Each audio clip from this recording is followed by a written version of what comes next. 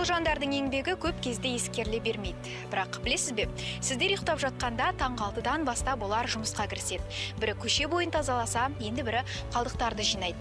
Ал бүгін біз 20 жыл бойы адал қызмет етіп келе жатқан еңбекқор ана және оның ұлымен танысамыз. Екеуі де осы салада тынымсыз жұмыс істеп, қала тазалығы мен тұрғындардың жайлы өмір сүруіне үлес қосып келеді.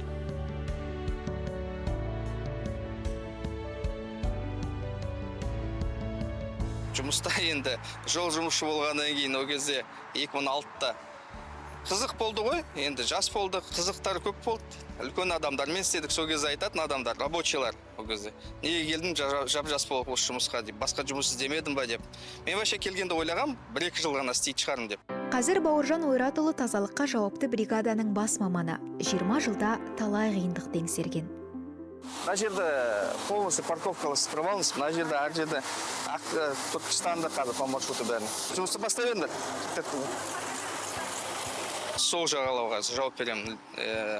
Тазалығына, осы бәрі келген қонақтар осында келеді. Бізде енді жазда мусор жинау, шашып кетеді адамдар, таңертең урналар толады. Қысқа қарай бір жапырақ кетіп жатыр, өзіңіз көріп тұрсыз. Жапырақ жинаймыз.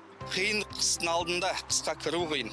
Өзінен кейін жұмысқа анасы қосылды. Ол көше тазалығына жауапты маман. Балам істеген жұмысына мақтанамын деген секілді мақтаныш. Ұлым, жұмысыңа тиянақты бол деп, жаңағы бір өзіңіздің кеңесіңізді бересіз бе?